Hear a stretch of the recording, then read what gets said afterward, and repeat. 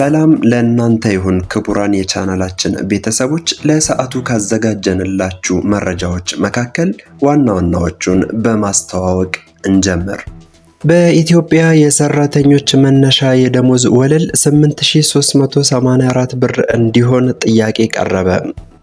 ኢትዮጵያና ሞሮኮ የጋራ ወታደራዊ ኮሚሽን በማቋቋም የመከላከያ ትብብር ስምምነት እንደተፈራረሙ ተገለጸ። ውድ ቤተሰቦቻችን፣ ለዚህ ቻናል አዲስ ከሆናችሁ ላይክ፣ ሼር እና ሰብስክራይብ በማድረግ እንድትጀምሩ በአክብሮት እንጠይቃችኋለን። እንዲሁም አዳዲስ መረጃዎች እንደተለቀቁ ይደርሷችሁ ዘንድ የደውል ምልክቷን መጫናችሁንም አትዘንጉ።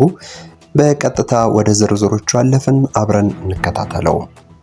የሰራተኞች መነሻ የደሞዝ ወለል 8384 ብር እንዲሆን ተጠየቀ። ወርሃዊ ደሞዛቸው እስከ 8384 ብር የሆኑ ሰራተኞች ከግብር ነፃ እንዲሆኑ የኢትዮጵያ ሰራተኛ ማህበራት ኮንፌዴሬሽን ወይም ኢሰማኮ ለመንግስት ጥያቄ ማቅረቡን ገለጸ። የኢሰማኮ ፕሬዝዳንት አቶ ካሳሁን ፎሎ ለሪፖርተር እንዳሉት ወርሃዊ ደሞዛቸው እስከ 8384 ብር የሆኑ ተቀጣሪ ሰራተኞች ከግብር ነፃ እንዲደረጉ ለመንግስት ጥያቄ አቅርበዋል።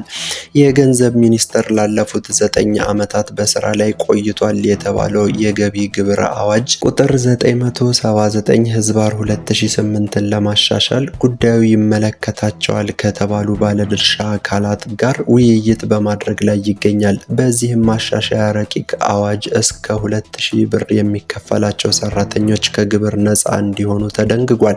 ኢሰማኮ እስከ 8384 ብር ድረስ የሚከፈላቸው ተቀጣሪዎች ከግብር ነፃ እንዲሆኑ ለገንዘብ ሚኒስቴር በደብዳቤ እንደጠየቀ አስታውቋል። አቶ ካሳሁን በዓለም ባንክ መረጃ መሰረት ዕለታዊ ገቢው ከ$3 በታች የሆነ ሰው ደሃ በመሆኑ የመንግስት የገቢ ግብር በዚህ ወለል ስር ያሉ ተቀጣሪዎችን ታሳቢ ሊያደርግ አይገባም ብለዋል። በማናቸውም ቀጣሪ ተቋማት የሚሰሩ ሰራተኞች በወር ከ8384 ብር እስከ 22974 ብር ደሞዝ የሚያገኙ ሰራተኞች 10 በመቶ ግብር እንዲጣልባቸው መንግስትን መጠየቁን ኢሰማኮ ገልጿል። ከ22975 እስከ 44530 ብር ወርሃዊ ደሞዝ ተከፋዮች የ15 በመቶ፣ ከ44531 እስከ 72336 ብር የሚከፈላቸው ደግሞ 20 በመቶ እንዲሁም ከ72337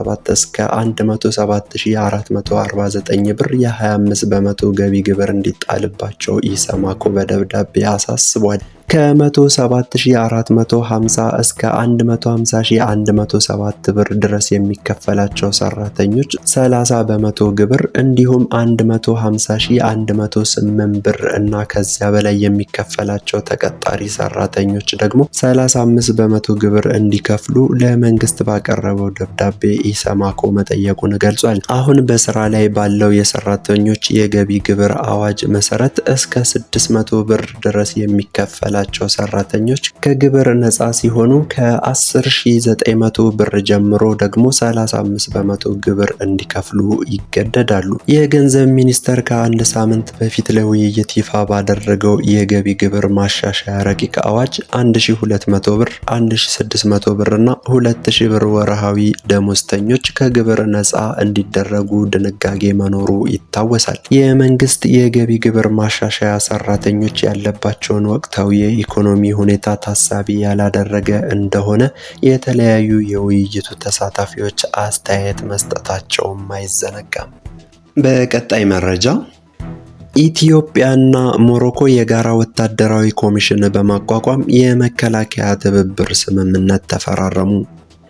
ኢትዮጵያና ሞሮኮ በጋራ ስልጠና፣ በልምምድ፣ በሳይንሳዊ ምርምርና በወታደራዊ የጤና ፕሮግራሞች ላይ የመከላከያ ግንኙነታቸውን ለማጠናከር ያለመ አዲስ የወታደራዊ ትብብር ስምምነት ተፈራረሙ። ስምምነቱ ማክሰኞ ዕለት ሰኔ 10 ቀን በሞሮኮዋ ራባት ከተማ የተፈረመ ሲሆን የስምምነቱን አፈጻጸም የሚቆጣጠር የጋራ ወታደራዊ ኮሚሽንም ተቋቁሟል። የኢትዮጵያ መከላከያ ሚኒስትር የሆኑት ኢንጂነር ኢንጂነር አይሻ መሐመድ በሞሮኮ የ3 ቀናት የስራ ጉብኝት ያደረጉ ሲሆን የሞሮኮ ሮያል ጦር ኃይሎችን እና የሞሮኮ መከላከያ መሰረተ ልማቶችን ተመልክተዋል። በዚህም ወቅት የሞሮኮ መንግስት ብሔራዊ መከላከያ አስተዳደር ተወካይ ሚኒስትር ከሆኑት አብዱላጢፍ ሉዲ ጋር ተወያይተው ስምምነቱንም ፈርመዋል። በፊርማ ስነ ስርዓቱ ላይ የሞሮኮ ጦር ኃይሎች ኢንስፔክተር ጀነራል እና የደቡብ ዞን አዛዥ ሌተናል ጀነራል መሐመድ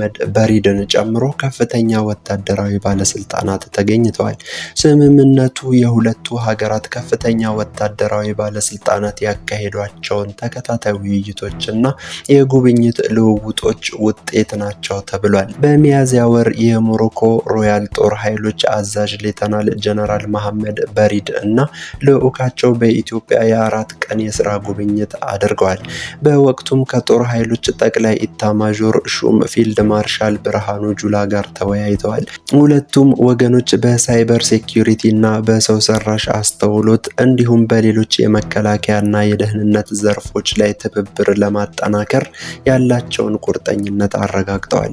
የሞሮኮ ብሔራዊ መከላከያ አስተዳደር ማክሰኞ ዕለት እንደገለጸው ሁለቱም ወገኖች አዲስ የተፈረመውን ስምምነት በመተግበርና በመደበኛ ጉብኝቶችና በወታደራዊ ባለስልጣናት መካከል ግንኙነትን በመቀጠል የሁለትዮሽ ግንኙነቱን ለማጠናከር ያላቸውን ቁርጠኝነት በድጋሚ አረጋግጠዋል። የአሁኑ ስምምነት በራባትና በአዲስ አበባ መካከል እየጨመረ የመጣውን ስትራቴጂካዊ አሰላለፍ የሚያሳይ ሌላ እርምጃ ሲሆን ይህም በመከላከያ በቴክኖሎጂው ዘርፍ እና በጸጥታው እንዲሁም አህጉራዊ ትብብር ላይ ትኩረት ያደረገ ነው።